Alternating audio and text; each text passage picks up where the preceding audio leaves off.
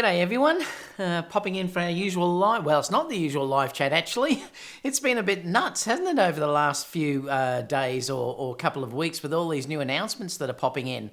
I thought I'd talk to you today about the X-T3 announcement because it seems like a really exciting camera, so I thought I'd talk to you all about that.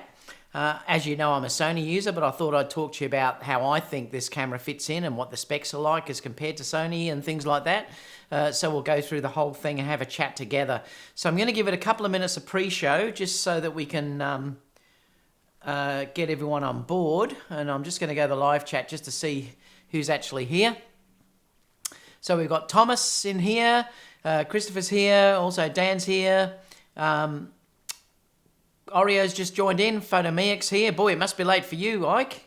Reza's also here from Melbourne. Good to see you here, Reza. Marco's here. Holy moly, Oastler Live, my first one here in Germany. Good to see you actually here. Dave Clark said pink, it's magenta background. I love it, pink.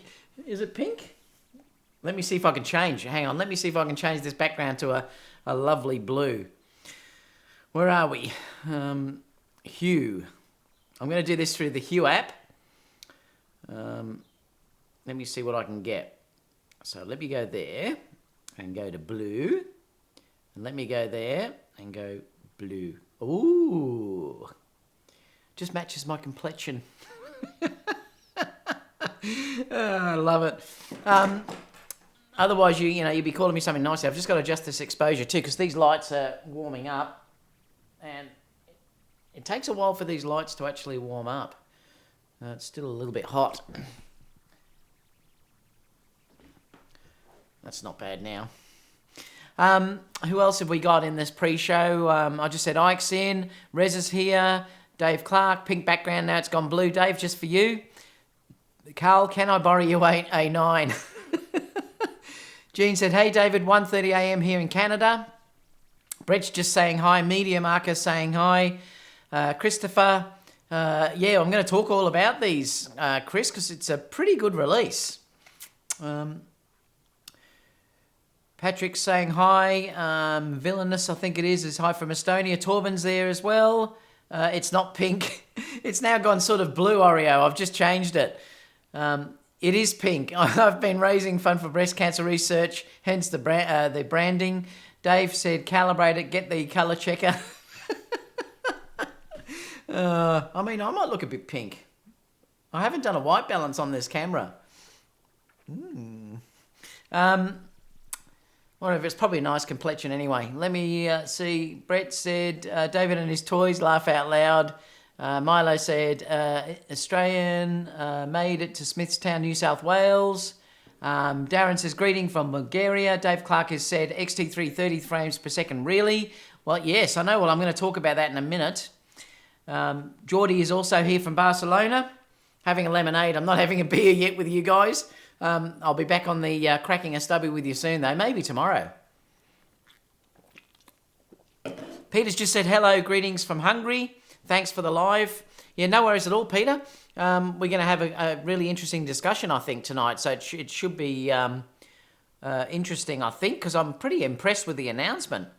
How many have we got live anyway at the moment? Yeah, we're up to 72 now. So please, too, if you can, give me a thumbs up. It does let other people know. YouTube does weird things at the moment. It's not notifying people that I'm on live. So if you could give me a thumbs up, I really would appreciate that because it does let people know that I'm on live, guys.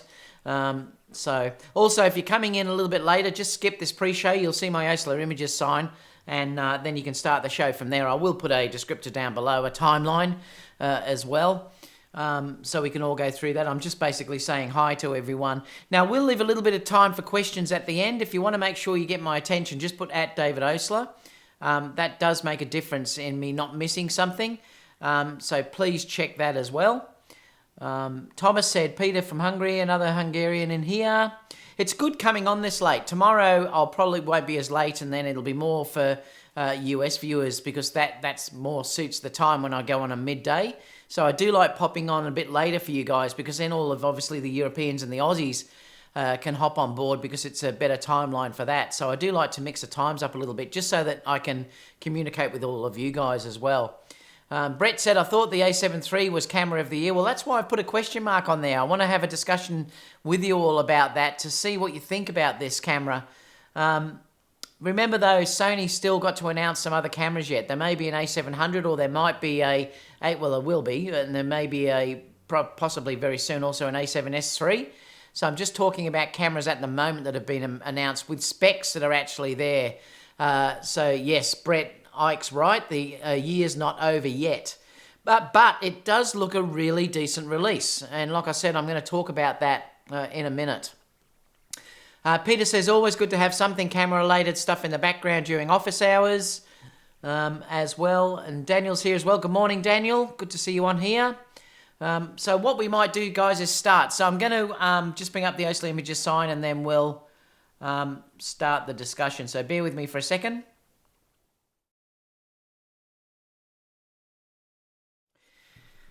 G'day everyone, popping in from down under. I actually would have done this a little bit earlier, but I've been out today. I actually bought another lens today, the Tamron 28-75, so I've purchased that. I'll talk about that though in tomorrow's live broadcast.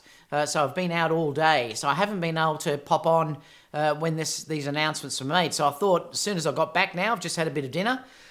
So I thought I'd actually pop on with you guys and have a chat about the X-T3 announcement because it looks really good. I'm actually really impressed with it. I'm going to go through the specs with you off the fujifilm.com website. So we'll have a look at all those specs and then I'll open up the chat with you all.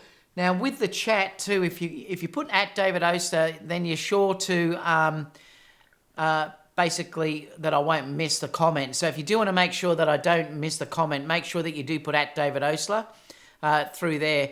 And I thought we'd have a discussion about how this looks as a release on its own, and then we'll also compare it how it looks, say, against its major competitors and things like that. And I thought it might be a really interesting discussion because I'm quite surprised in how good the release actually is, but there is some downfalls as well that I'll talk to you about too. So let's scroll over anyway and start to go through this website because I thought we'd go through that. Now let's have a look at it first. The camera itself, let me just see if I can reduce this down so I can get it smaller.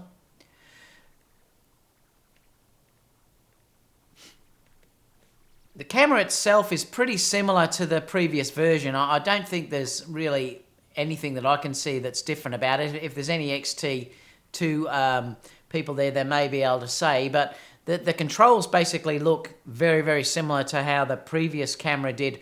I do love, and I've used this, I haven't owned one, but I've used this in the camera store, and I love the tactile controls.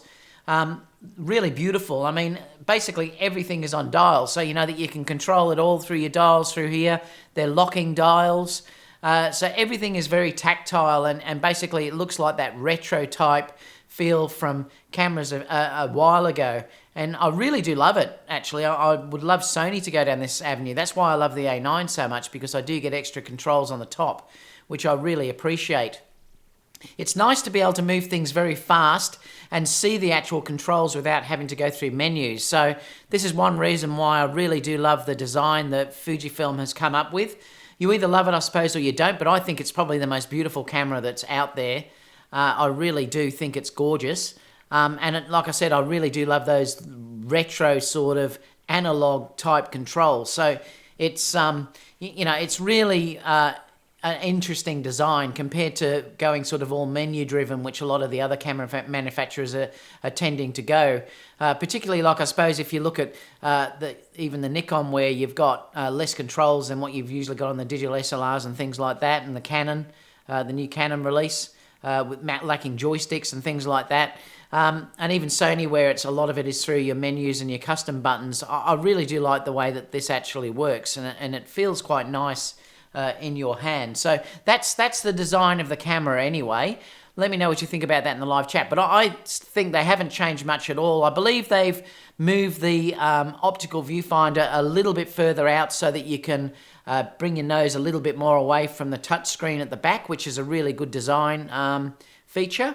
I don't think they showed any of that in this site. Now let me just bring up this again.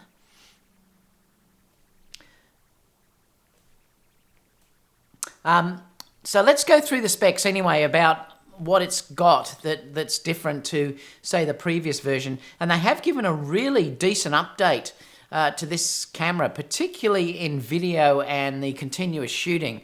But let's have a look at through it, and we can sort of look together. And then, like I said, have a discussion about some of these features. It's a 26.1 megapixel X-Trans. Now, it is a backside illuminated sensor, so that's one great thing that Fuji have done here. Because they've gone to that backside illuminated sensor, they're saying it's going to be about 2 stops better than the previous model. When I tested the previous X-T2 in the camera shop, I'm so used to the Sonys and the way that they work. You could clearly see, if you were talking about noise, that the Sonys were ahead. Something like the A7 III particularly, the A9 were definitely better in low light performance, and that often comes because of the full frame sensor that's there. But they're saying that this sensor is basically about 2 stops better than the previous sensor. So I think this is actually going to be pretty good. I think you're going to get a pretty good result from this sensor in low light, which is what they've actually sort of tailored it for, I think, when you're looking at the specs. The ISO has been dropped to 160 as well. So that's also another good thing. But anyway, we'll keep going through just to have a chat about what they're saying is in there. What else are they saying? Now, I'm going to scroll down from this part because I want to go through these sort of things. So they're saying here that it's an X-Trans sensor, and it's also got this new image processor, which is meant to be 4 times, I think 3 times faster than the current model. So it is a hell of a bump in performance. And I suppose that's what's going to give you the 4K 60p that I'll talk about when we get onto video. And it's also giving you that 30 frames per second if you're dealing with electronic shutter. But also you can, I think you can do 20 frames per second in mechanical. But we'll have to go through that together because I'm not sure about that. But I know it'll do 30 frames per second in electronic shutter. But let's keep going down to see what it is. It is a backside illuminated sensor, and it's featuring more than 4 times the number of phase detection pixels than the current models. And I just watched Jordan talking about on DP Review. They had a video up showing that, and they said the focus actually was really good, like really good. So they clearly have upped the autofocus, particularly with things like tracking and continuously tracking a subject moving forwards and backwards. It looks like they've done a great job there, so that's really good. It's 26.1 megapixel sensor. The ISO has gone down to 160, so that's definitely an improvement in the ISO. And it says that it uses this newly developed X processor that they're basically saying it's 3 times faster than the previous processor that was out there. We don't know how that's going to be with rolling shutter and things like that yet.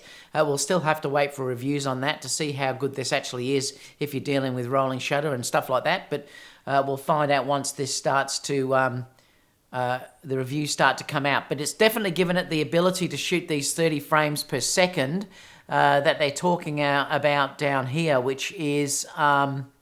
Where did I just see that?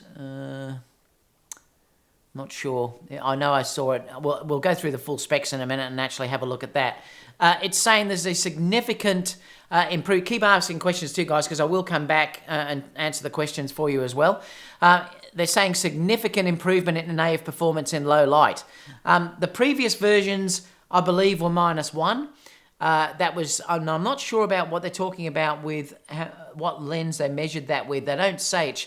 I know with Sony, they measure that with an f2 lens. So I'm not sure, and someone may be able to answer this in the chat.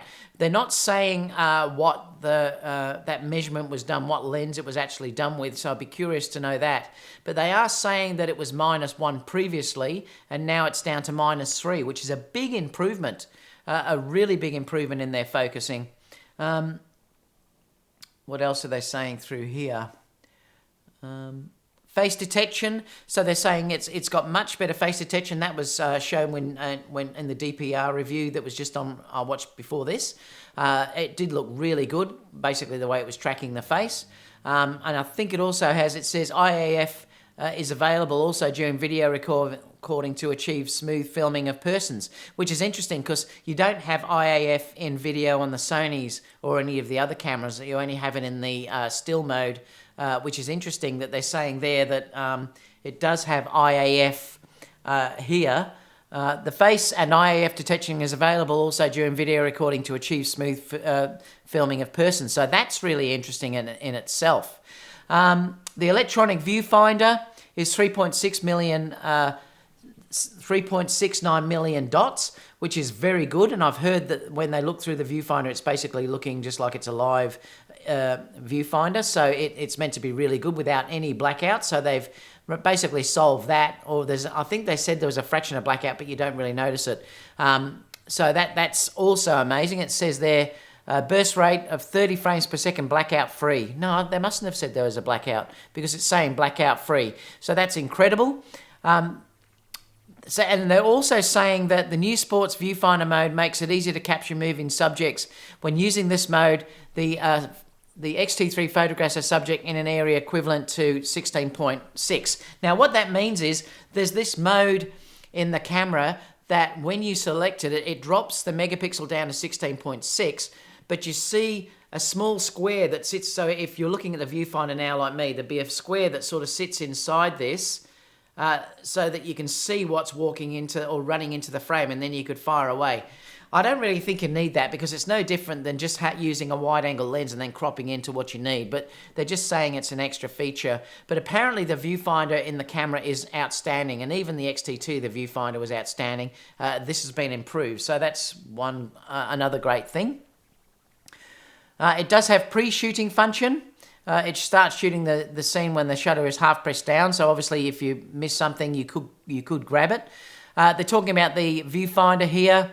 Excellent viewfinder, and I've already mentioned that. The touchscreen apparently is better than the previous versions, but I know they were saying in DP review that it was a little bit buggy, but they had a pre-release version, so they may have improved that since that point. So they didn't want to make a big deal about that the touchscreen wasn't working as fluently as they expected it to. But you can swipe to look at images and large images and things like that. It's USB Type-C, so you can charge the camera as well, which is also another great feature. The one downside was it did have the smaller HDMI, and I really wish these camera manufacturers had put a full one, like I think the Nikon has. I'm not sure about the Canon. I haven't checked that. Someone might be able to let me know. And also the Panasonic.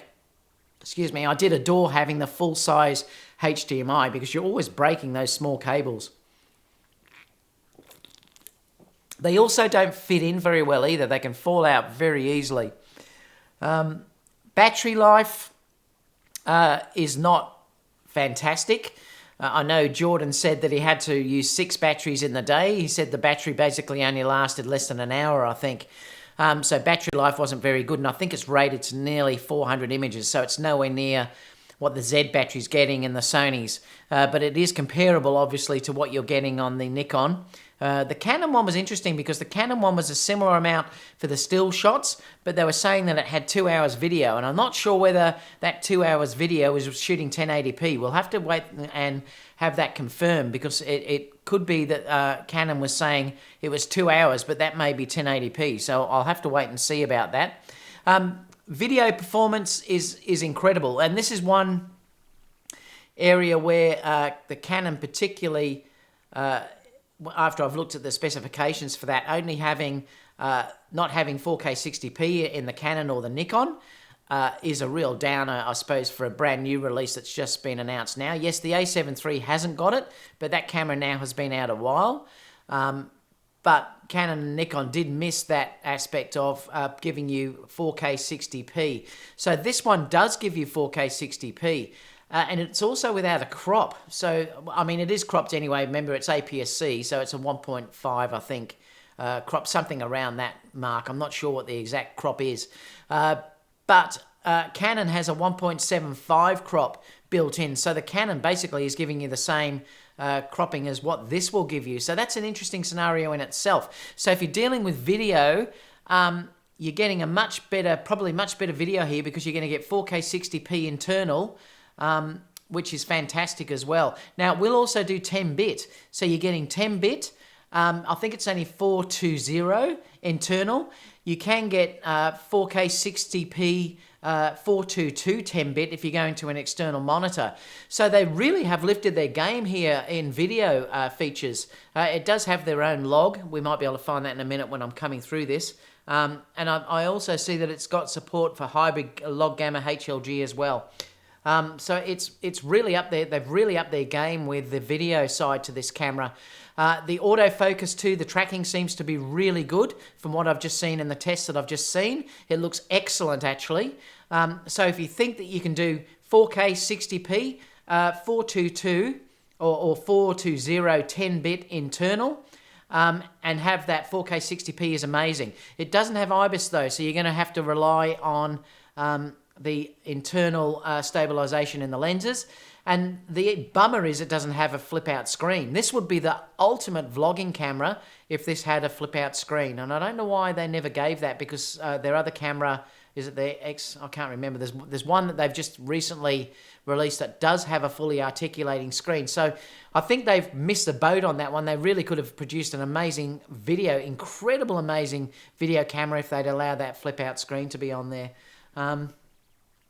So that's one thing that has been missed. Yeah, Miguel there said it is a 1.5 crop sensor. So let's keep going anyway through the specs, what they're saying in here. It is 4K 60p video at 420, which is what I said. Subsampling with 10 bits in the SD card. It does have dual video cards, so that's also fantastic. And they're both, I think they're both saying that they're, what were they? I think they were 2. They weren't the version 1 cards, they were the version 2 cards. I'll look at that when we come down a little bit later. But it does have dual video cards, which is also fantastic. I'm just checking else what it's saying up here. HDMI output, you've got 4K 60p at 422, subsampling with 10 bits. So I think Sony's going to have to answer this, and this is going to be interesting now to see what if they do have this A7000. They really have to answer this now, because remember, these are 2 competing cameras. So it's definitely going to be interesting to see what Sony have to answer this in this sort of camera range. What else? It's H.264 MPEG. It's got 200 megabits per second bit rate, which is also fantastic as well for 4K 60p. And it's also 10 bits, like I said, too. Video compression options available are all interest, so that's also really nice as well.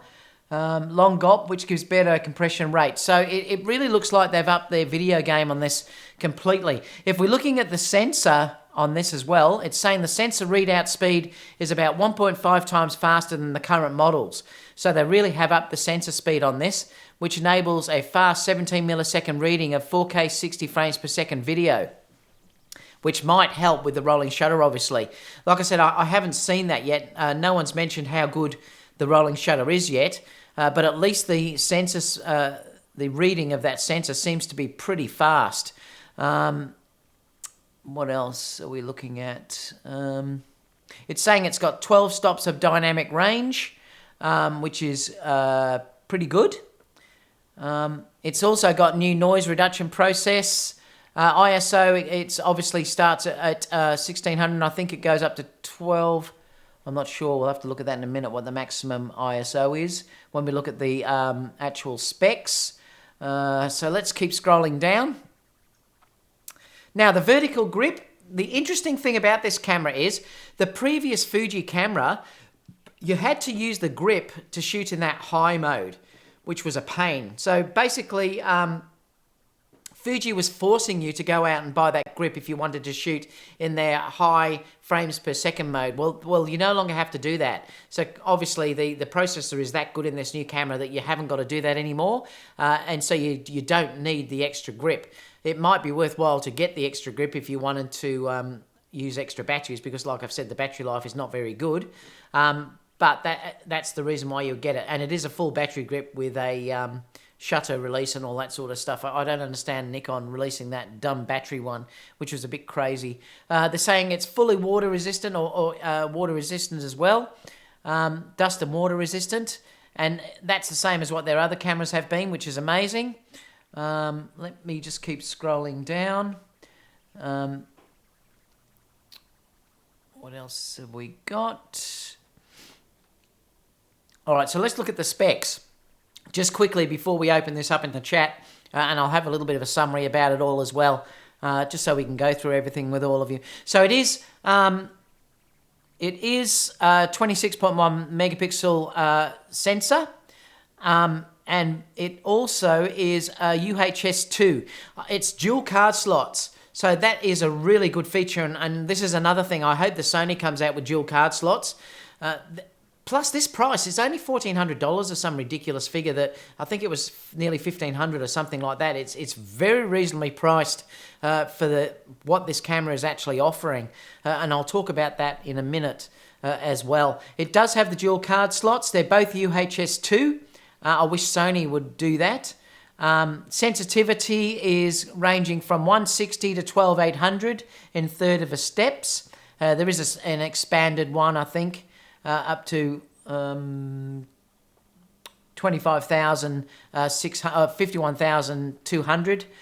Continuous shooting, there is 30 frames per second in electronic shutter, but there is a 1.25 times crop on that electronic shutter. Now, I'm not sure whether if that's a crop on the 1.5, it may be, and that's what we've got to wait and see about how this is listed. It definitely says down here that there's a 1.25 crop. Now, is that on top of the 1.5 crop already? Well, it'd have to be, yeah. So in other words, you're looking at a 1.5 crop because it's an APS-C sort of type sensor, and then if you're shooting that 30 frames per second, you're going to get a 1.25 crop on top of that. You're getting 60 frames lossless compression in RAW, and 35 frames uncompressed RAW if you're shooting continuously, shooting in RAW. I think that 30 frames per second obviously is if you're only shooting in JPEG. What else? 5.7, I'm not sure what all these are actually. Max 20 frames while... yeah, I'm not sure how many it will do if you're dealing with continuous. Someone may know in the chat, and let me know if you do know in the chat. I'm not sure what it is if you're shooting mechanical shutter. I can't see it. We might find that as we go down. But all I can see here is it's 30 frames per second if you're dealing with the electronic shutter with that 1.2 times crop. I can't see them listing where it's talking about... it might be 20 frames. Because I think it's here. I think it's maximum 20 frames while half press, maximum 20 frames for full press. I'm wondering whether it's 20 frames if you're dealing with mechanical. So someone in the chat may be able to let me know. The viewfinder was this 3.6 million dots OLED, and apparently it's gorgeous. So, you know, that's also a really nice EVF. The LCD monitor is basically, I suppose, like other monitors are out there. No one's really sort of mentioning that at all. File size, we don't really need to look at. It's got the film simulation modes, which are great if you do like doing the black and white modes.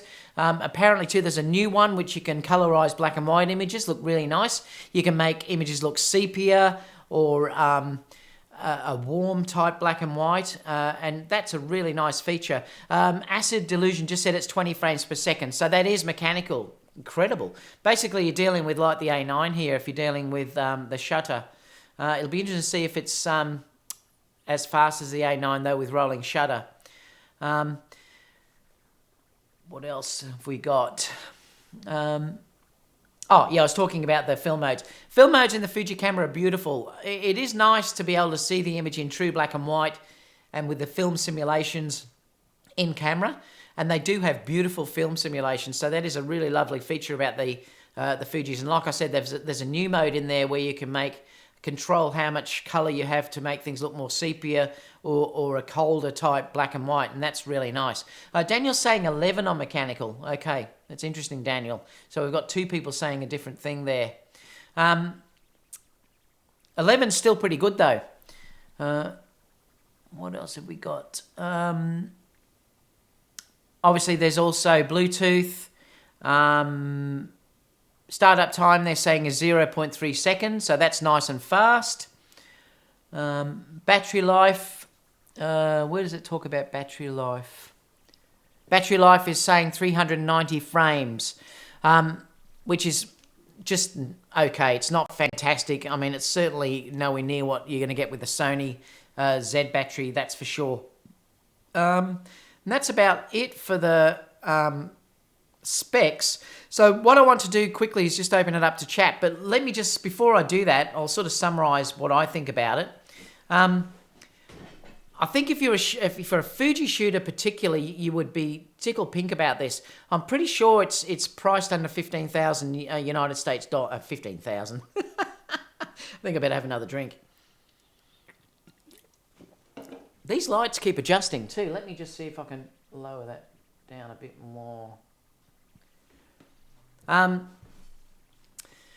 If you're a Fuji shooter, this really is an amazing upgrade for you to actually go up to. And I really admire Fuji for what they've done here. And remember, Fuji are a fantastic company in the fact that they're still giving great firmware updates to cameras that have been announced years ago. I was very tempted to go Fuji before I moved to Sony. The only reason why I didn't was because I love full frame so much. And that was the reason why I went to Sony. I love full frame, and the video was by far amazing when I first went to Sony's compared to what Fuji were offering at the time. It would now be a little bit harder if you weren't so worried about full frame. This is a very interesting camera for people that are just coming into the marketplace particularly. They have beautiful lenses. The lenses are really nice on the Fuji lineup. They have a full range of lenses out there. The bodies are very well made. You've got the dual card slots on this camera, which again I think is a good thing to have if you're a professional photographer or really anyone, because you have a backup in the camera. They're both UHS 2 slots in this camera, which is fantastic. It does have a great touchscreen. The EVF is fantastic. And if you do even using this for sporting, you've got that 20 or 30 frames per second, which could be incredible for capturing sports. And being like this crop sensor camera, it is also an amazing camera for sports anyway, because you've got that crop, and even for wildlife, it would be great for that as well. They're saying it's got about 2 stops better light than the X-T2, which again is fantastic. The focus has really lifted their game on this camera. I mean, it looks like it's comparable to what Sony are offering for their tracking from what I've seen anyway. So that in itself is really interesting, and it looks like it tracks very, very well. They've really lifted their game from the previous camera, and I'm really happy for Fuji users that they've done that, because that was one of the more downfalls, the way it focused in video particularly. Stills, it looks like it's amazing as well. It's got 4K 60p internal, which we haven't got now unless you're using a GH5. And it's also got 10-bit 420 internal. You've got the 422 10-bit 4K 60p external if you want to go to an external monitor. So they really have covered some amazing things. Now let's talk about the downers. Well, really there's only a couple that I can think of. Other people might be able to mention that when we talk about it in the chat in a minute. But it hasn't got an articulating screen, and I think that's a pity for this camera, because if this camera had an articulating screen, it would be the best vlogging camera that would be out there by far. It really would be. And it also doesn't have IBIS. They're two things that I really wish it had. A lot of you are going to say, look, you're still photographers, you don't care about the IBIS, but this camera is so strong in the video that it definitely would have mentioned or been a good thing to have IBIS in the camera internally. Yeah, I believe there's microphone jacks. Yeah, I believe there was mic jacks and headphone jacks on the camera as well. Someone else may be able to tell me, because it didn't mention that in those specs. Let me just come down, because if someone is live in the chat, may be able to help me. If the X-T2, that's one thing I haven't looked at about mic jacks and headphone jacks, but I'm pretty sure it did have them. No, it only had them if you had the grip, didn't it? That's true. So someone might be able to help me. You may need the grip to add the microphone jacks and the headphone jacks. Someone let me know, because I'd be curious. Let me just open up and see what's in the vertical grip, if it mentions that. I'm just seeing if it mentions anywhere that it has that feature.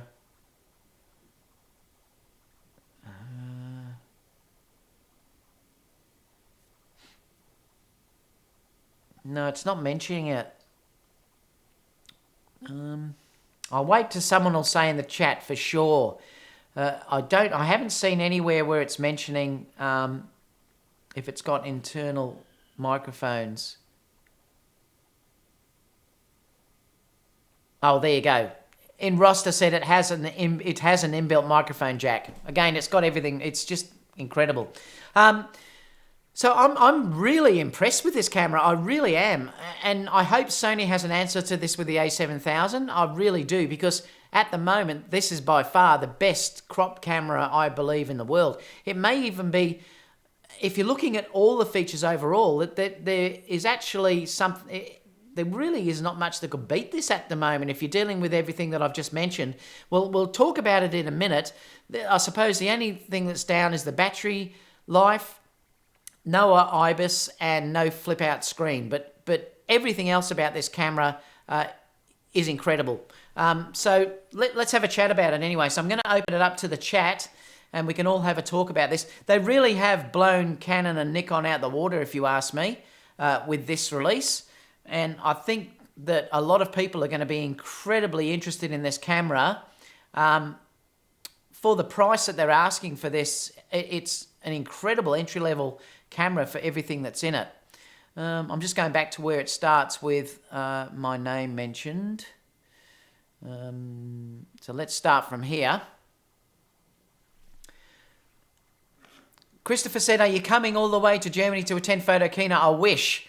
I'd love to, yeah. No, I can't make it out there, unfortunately, but I would have loved to go out there. Daniel Moore said, g'day, David. Great to catch a live show. The price is, like I said, around about nearly $1,500, I believe. Ghost Graham said, if it wasn't for Sony, the X-T3 would definitely be camera of the year. And I think it may even be close now. Kenneth, good day. But remember, we've still got cameras to come out from Sony yet. We haven't had the year finished yet. But it is a very, very good release. And I'd love to know what you guys think about that. Renegade said, roll on the A6000, 7000. Yeah, I think Sony need to answer this. The X-T3 looks very nice, especially for anyone looking for an APS-C camera. For full frame, the A7 III is still king. Scott said, hi, mate. I'm looking forward to the A7000.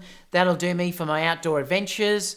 Daniel said, A7 III has to be camera of the year by default. It forced Canon and Nikon into the game. No discussion possible. Oreo said, congrats on the 28-75. Great buy. Yeah, I'll talk about that tomorrow, Oreo. 10-bit nice. Exactly, it is nice. Kenneth said, Fuji, just take my money. It's going to be released to the end of this month, so it's a very quick release too. I think they said around the 24th. Peter said, I'm still happy with my decision switching to Sony from Nikon. I'm not convinced by Nikon or Canon. This little Fuji camera is a bit different. It would be nice to have one. And I think a lot of people will probably think that too, Peter. Matt, I don't like the shutter speed dial though. Wish it was in smaller increments. Christopher said, David Oastler, apparently they added a knob to prevent users from changing the adapter adjustment of the EVF. Yes, I've heard that too. Daniel Moore, see he's a Fuji user, says, True's body is pretty much identical to the previous model. The top dials are slightly shallower.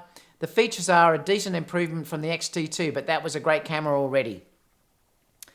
Lawrence said, will this have 10-bit or 12-bit JPEG? I don't know. They're not mentioning that. We're going to have to wait and see. I'd say if it's electronic shutter, it's going to be 12-bit. I would think. We'll have to wait and see. Daniel said, really, the Sony design is fine. Can't see how you hit that by mistake. I'm not sure what that meant.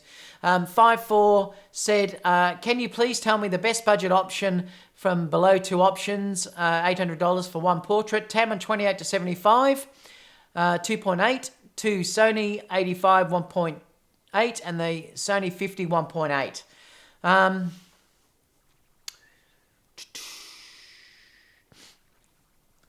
It's hard for me to say.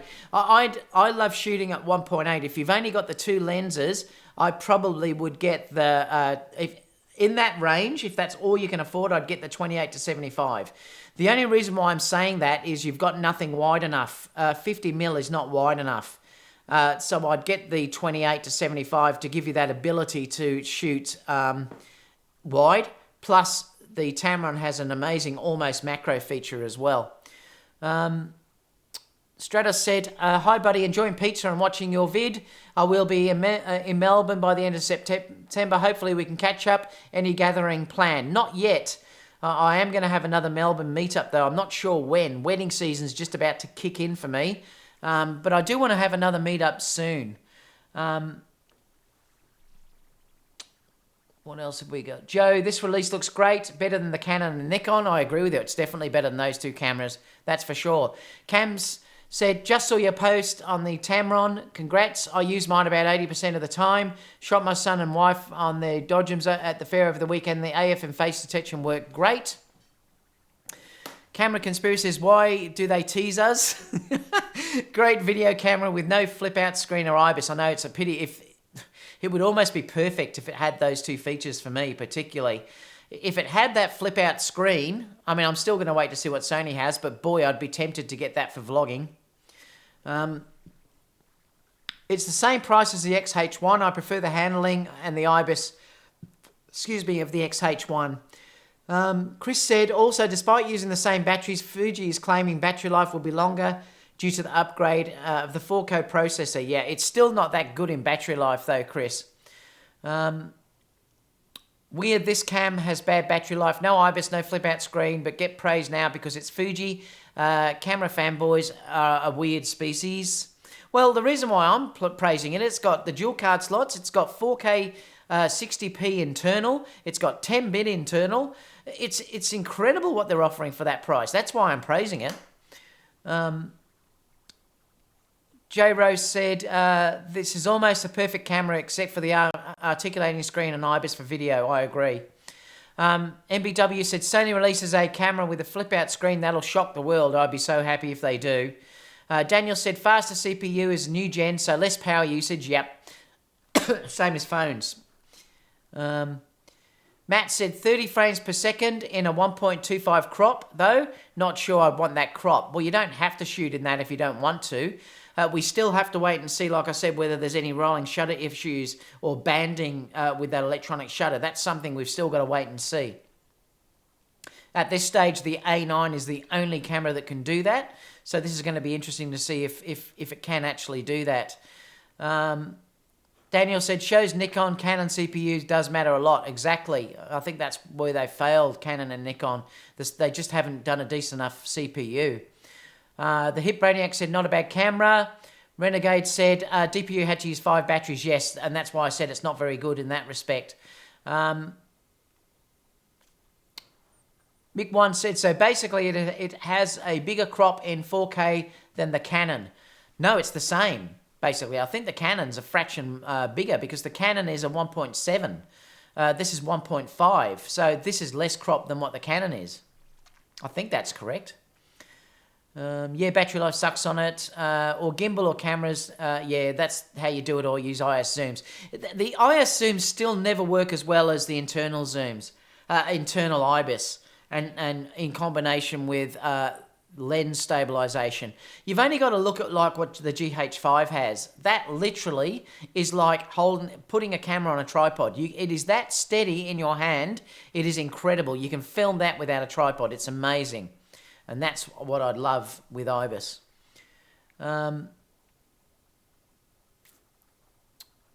It still blows my mind seeing their articulated screen which goes 90 degrees to the right, but it doesn't flip out. I know that's a stupid design. I really don't understand that at all. Daniel said IAF in video is very cool. I know, that's really interesting. That's something no other company has. Obviously, in video in Sony, it goes to face detect, which works well, but it hasn't got IAF. To have IAF in video, like Daniel has said here, really shows that the CPU is amazing in this camera.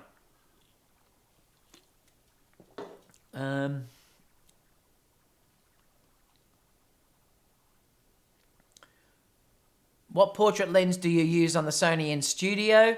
I use the, well, usually it depends. Sometimes I've used the 2470 That's the F4 version, but I probably won't use that much now at all, now that I've got the 28 to 75 Tamron, or 78 Tamron. I also love using the Batis. I use the 85 Batis a lot and the 35 1.4. It just depends what I'm actually doing. Often I use the Batis though if it's portraits. Daniel said clear is 30 without blackout. Is really flippy images and not really live. Well, I'm not sure, Daniel. That'll have to be answered yet. More than likely, you need some sort of stabilizer regardless. Sony IBIS is bad. I find Sony IBIS is actually a lot better than you give it credit for, as long as you're steady. I use handheld Sony video all the time, and I've posted that before. And it's actually really good as long as you're steady.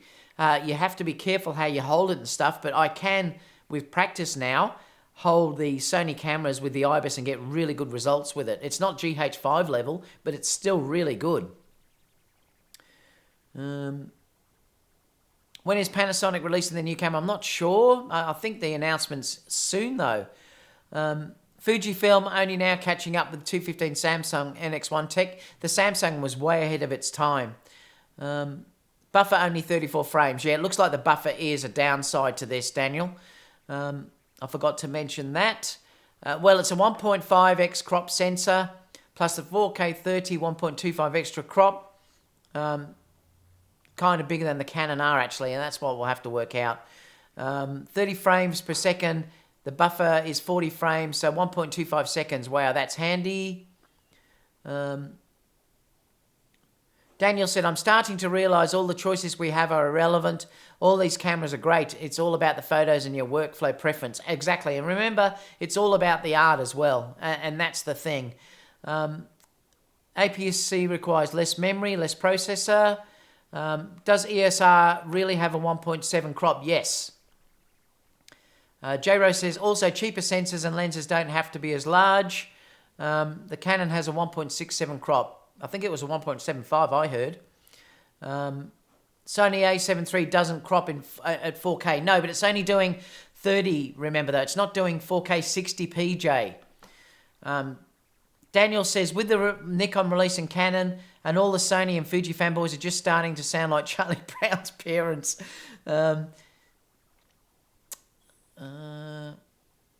Mickey One says the Sony has a 1.2 crop in 4K 30. Yeah, the A7 III has, I think. The A9 doesn't. The A9 doesn't have a crop. MBW says, is that 10-bit internal? Yes, it is. It's only 420 though. If you want to go 422, you have to go to an external recorder. Live YouTubers every day, but it stops me doing editing. It'll quieten down. It's just at the moment, it's nuts. Like I said, I just want to get on and have a chat with you guys about it because I log on anyway to check all this out. So I think while I'm doing it, we might as well just have all a chat together and go through it all together. David said, yes, I get you about the full screen on the X-T100T, David. But I was so relieved it doesn't have a stupid flip-out screen like the new Canon, which is a complete pain to work with. Yeah, and see, everyone thinks differently, David. I'd love it, but other people hate it. It just depends what you're after. Vloggers, particularly videographers, would like that. Well, I know vloggers would. I'm not sure videographers would. Daniel said, important. Approximately 30 frames per second only electronic shutter at 1.25 crop. JPEG 60 frames lossless compression, 35 frames raw uncompressed, 33 frames. Sony A7 III doesn't have a crop in 4K. I thought it did crop a slight bit. No, the A7 does crop in 30p. I'm sure it crops in 33 Stratus. It doesn't crop in 24p. And that's the difference with it. So if you're shooting 30p, it does crop 1.2. If you're doing 24p, it doesn't. If you're in PAL, it won't crop. Syndicate said, I wouldn't count 1.5 APS-C crop as a crop. If you use 4K or 1080p, it's the same FOV because you use the lens for APS-C. Okay. Buffer is sucky. Yeah, the buffer could be improved. I suppose you're not ever going to get everything though, are you? 4K crop on the 5D4 sucks. Yes, I agree, it does. The A7 III has crop in 4K 30. Yes, that's exactly what I just said. J-Rose said, A7000 is Sony's challenger. This X-T3 looks great though. My guess is stacked BSI for the Sony. And this is why I'm saying to you all along that competition is great for us. And this is why I'm so happy that Fuji have put out this camera, because this may be the only camera that pushes Sony. And that's the great thing about this. I really do believe this will push Sony a little bit. This would have them thinking a little bit, whereas I believe the Canon and the Nikon wouldn't have had an issue at all.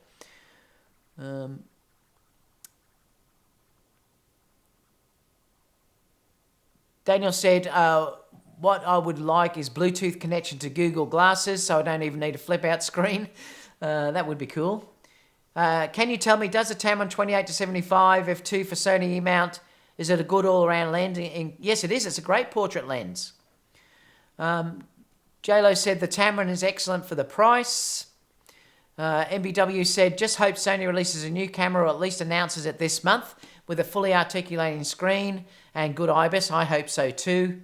Mirrorless brands are going to piss all over the Canon Nikon release. Stratos said, Tamron 28-75 f2.8 is an amazing lens. J-Rose said Tamron 28-75 is great bang for the buck. They say it's even sharper than the 24-70 in the centre. Yeah, that's what the tests I've seen say about it. Anne's here from Brisbane. Hi, Anne. IAF works in video. I know, that's really amazing. It's the only camera that I've seen that actually has said that yet. It'll do, I believe it does 120 frames per second in 1080p. It's 11 frames, I believe people are saying it's 11 frames per second in mechanical. 30 frames per second if you're doing it in electronic. Chris said the black and white warmth customization sounds appealing. Yeah, it does. It actually looked really nice when I saw it. Daniel said he wants to fill his SD cards in 4 minutes. I love it. 11 mechanical, yep. So we're saying that. Battery life is, well, it's not that good, but what do you do? I'm just checking what else is there. Fathom Rocker said, here comes the angry one. I should have been the angry photographer, shouldn't I, when I did this review? That would have been quite funny. Matt said, I'd be tempted to, but we'll wait for the A7000 reply, and I don't think it's going to be long now. Key things for me will be low light performance between the two, buffer comparisons, AF performance, better battery life, number of dials on the camera. I've got a feeling the A7000 is going to be an amazing camera, and I've put a discussion about that in one of my other videos. If you scroll back, you'll see what I think it may have. Daniel said, yeah, you have to wonder about the A7000, the A7S3 now, really. Yep, I agree, Daniel. Fuji making full frame? Nah, they're not going to do it.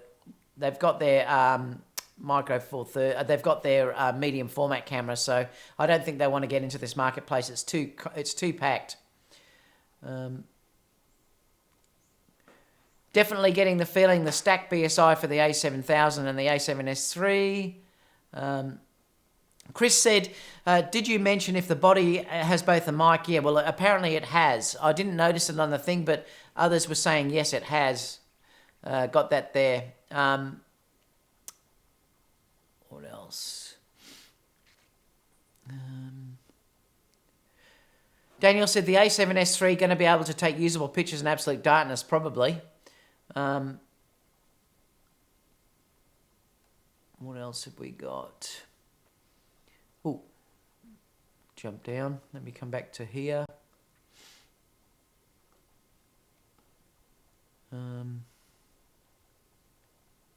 Well, I'm not sure about the headphone jack, Chris. Someone else may be able to mention that in there, but it has the microphone jack. So let me know. It may be the same as what the A6500 is. I hope there's a microphone jack on there.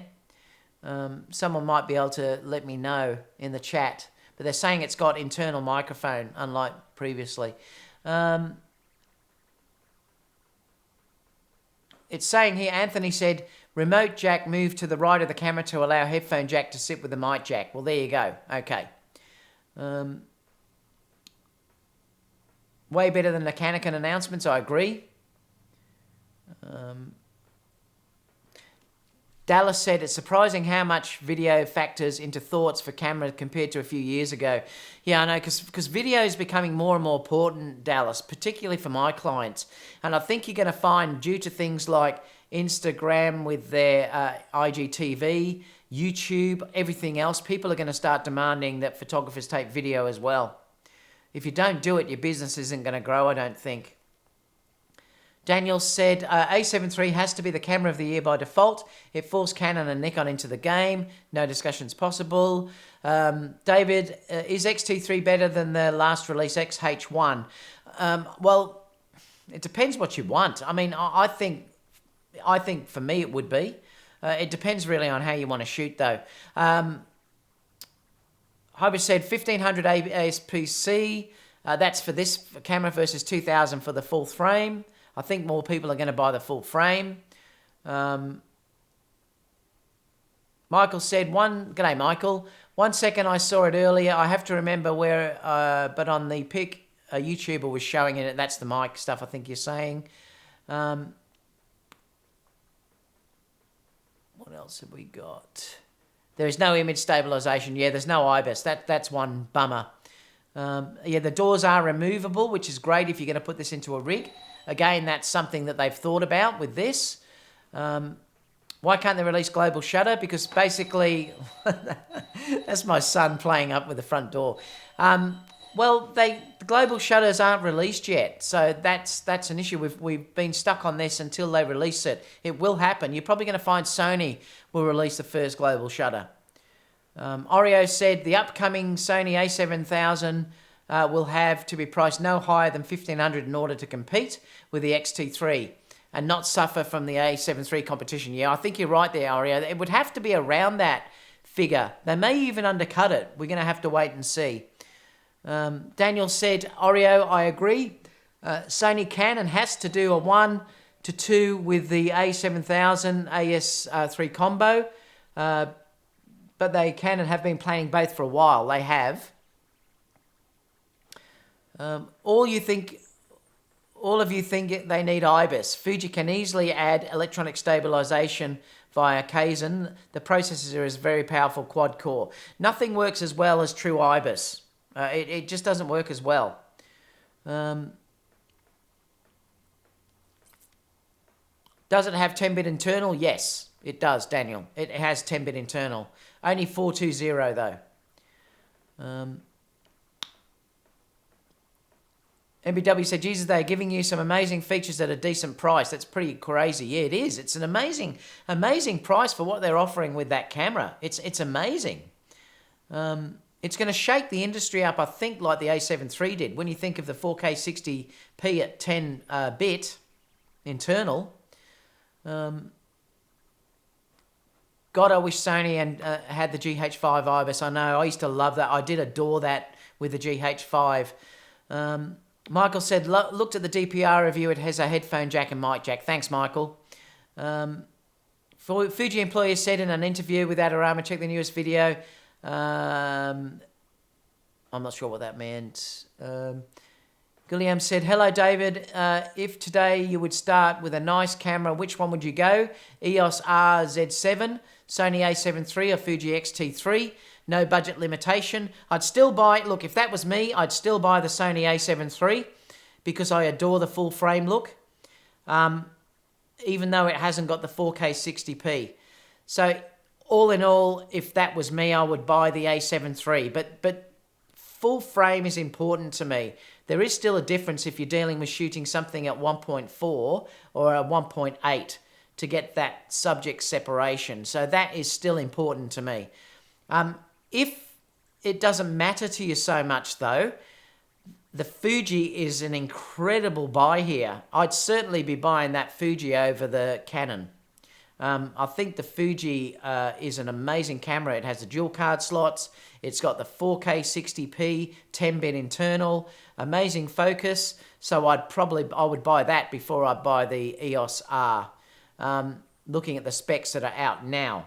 But if I had to buy just one of those cameras, I'd get the Sony A7 III.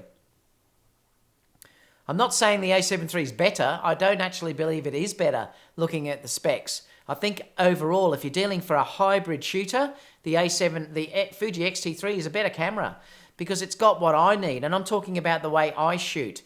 You know, it does have that 30 frames per second, but I don't know how the rolling shutter is in that. But that's incredible. It's still got 11 frames per second mechanical. And you've got 10-bit 4K 60p, which is I would adore to have as a hybrid shooter.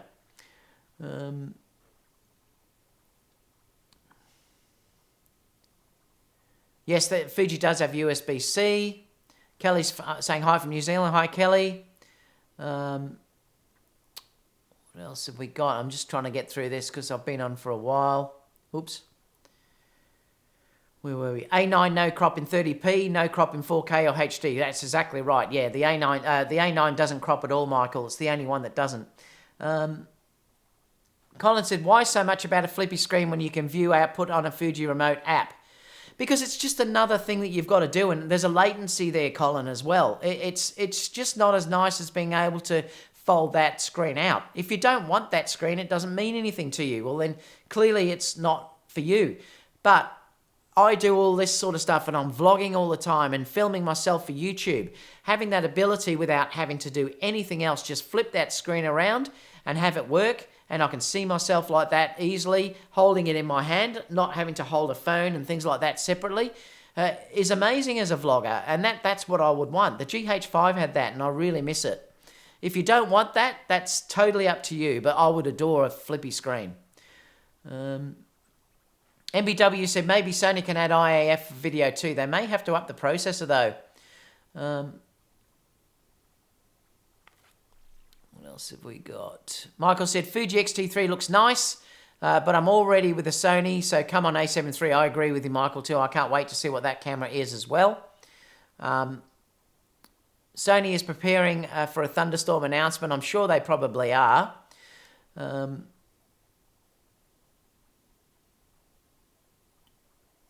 What else have we got? Well, global shutter basically exposes everything all in one go. That's why there's no flash sync involved with that. You'd have to Google it.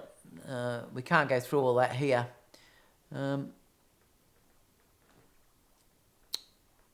Mark said, mate, if you could have a full set of hair or the A7S III now, what would you choose? The A7S III. Definitely, Mark. I like the way I look. It's never bothered me. I shaved my head when I was basically 20 because I'd started to go bald, and I just shaved it off. Doesn't bother me in the slightest. So I'd get an A7S III. Carl said, how long do you think the pre-order wait will be for the A7S III, assuming it's awesome? Look, Carl, I don't think it's going to be anything near the A7 III. Remember, it's going to be a more specialised camera. So with the A7S III, you're dealing more with a video type camera. So I don't think it's going to be like the A7S III was. You really didn't have to wait long for the A9 either. If you want it right from a release day, you probably will have to put it on pre-order. But I can't see the A7S III selling like the A7 III. It's going to be obviously a lot more expensive. It may be around the same price as the A7R3. So we'll have to wait and see. But it's not going to sell like what the A7 III is. But it'll still be hard to get on pre-order. If you want to get it straight away, you'd have to pre-order it. Trevor said, I have the same full frame bug that's holding me back on the Fujifilm. Yeah, and I'm the same. I just love that full frame look. I mean, people say that, you know, that it does look different. I have used both, and it does definitely look better. You can't beat that full frame look if you're shooting at 1.4. It's just gorgeous, and obviously the low light is better. I don't care what other people say. The low light's definitely better if you're dealing with full frame. We have to see what this one's like, but then we're going to get the A7 III and the A7000, which will improve it again. It's just the look that I like to actually use. There's a different look about it. What else have we got?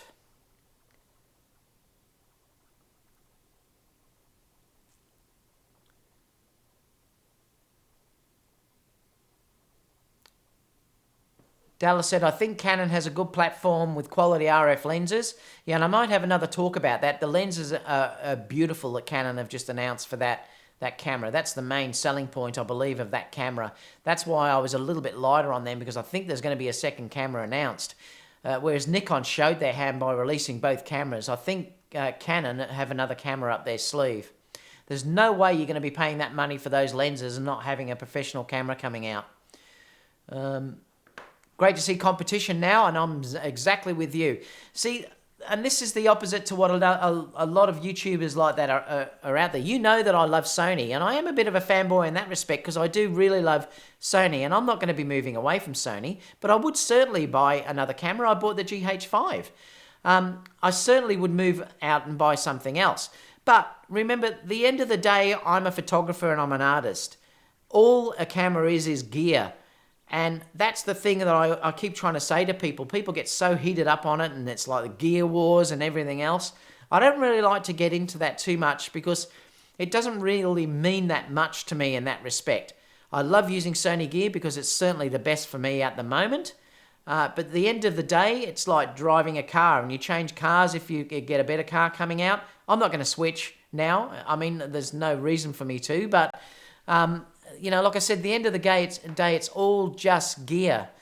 You know, and I think some of these wars are a bit ridiculous. The competition's better for all of us. Remember, we get better gear. And that's the thing that you've got to understand about this. Oh, do you look like we had hair? I've got a photo. I don't reckon you're going to be able to see it. Hang on, let me see if I can get this for you. You can't laugh. You've got to promise you won't laugh. Let me see if I can find it. Now, I don't know whether you're going to be able to see it. What a handsome lad. So there I am. That's me with hair.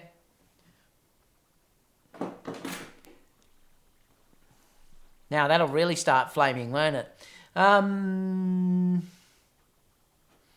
Fuji app doesn't work that way. It only allows you to record 720p. Okay, you're talking about that we were mentioning before.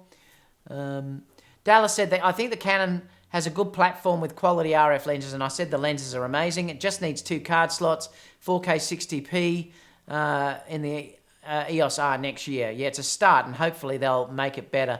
Shaku says Fuji has APS-C and medium format cameras, and they won't go into the full frame. A9 nearly down to 2.5K. It's getting very tempted. Yeah, it's certainly a lot better financially than what it used to be. That's for sure. The A9 is still my favourite camera that I've got.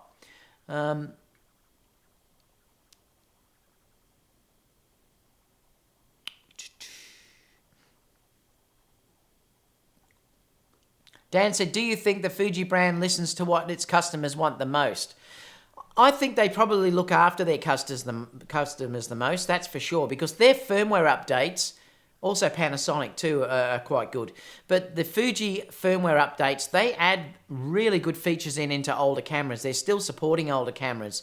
Sony particularly are not very good. Canon aren't very good. Nikon aren't very good at adding features into cameras that are previous ones. The second there's a new camera release, we often don't get anything.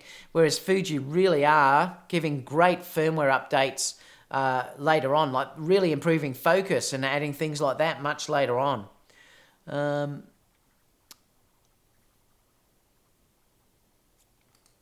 Oops. Michael said SonyFanboy.com. I love it. Is focus by wire manual focusing only attributed to Sony mirrorless? No, I think it's all of their. I think it's all the lenses. That type of camera I think is focus by wire. I'm pretty sure. Cameras are artist paintbrush. Exactly, Dan. Exactly. Keith said, I think Nikon rushed the release to beat. Oh well, actually, just let me go back to that. I'm not sure whether focus by wire is in other cameras, because I can't remember manually focusing. Someone else may be able to answer that question. Because I know, yeah, I'm pretty sure on the Panasonics, it was focused by wire as well. Yeah, I'm pretty sure it was. The GH5, I think, was focused by wire. Peter said, good afternoon. Canon have a good first full-frame mirrorless, and they have been in the mirrorless market for a long time, though they were enthusiast models or less. Yeah, well, I think they've been blown out of the water by this Fuji release. That's for sure, Peter, though. You with hair looks like Garfunkel. Yeah, a lot of people used to say that. That's quite funny. David, you look like a computer head in that pic. Oh, greetings from Belgium. Do you guys think that the prices for native lenses will be the deciding factor? Sony is still very expensive. No, I don't think it should be. Lenses you keep forever almost, the bodies you replace. And looking at what Nikon and Canon have announced with their new lenses, Sony's not expensive at all. They're very competitive to those other lenses. Your hair needs Ibis. I knew this was going to happen. I think he looked lovely. Thank you, Carl. Definitely needs a crop. You're talking about my hair? Oh, that's funny. Panasonic has focus by wire. Yes, it did. So that's about it, guys. We've got through it all. We've been going for an hour and 10 minutes. I just wanted to have a chat with you all. Let me know in the comments down below what you think about this release. I personally think it's a really good one. And I think it at least, remember I was putting this from a Sony user. This might be the first camera that's now come out that is going to push Sony a little bit. And I'm very happy about that because I definitely want to see something like the A7000 or the A7S3 coming out. So, and for you Fuji shooters out there, I'm so happy for you that you've got a really great release here, that you've been looked after by Fuji, which is fantastic, and I really mean that.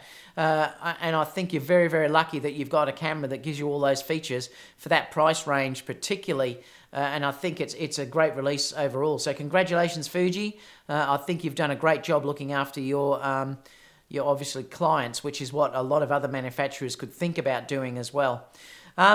So that's about all for now, and I'll see you all again soon for the next video, guys. I'll see you tomorrow for the live. That'll probably be around about 1 o'clock Melbourne time tomorrow. So it's probably, I think I'm going to do about an hour later because I've got clients coming in the morning. So I will be on the live show tomorrow afternoon with the Sony rumours and mirrorless rumours and stuff like that. And I'll see you all for that. So bye for now.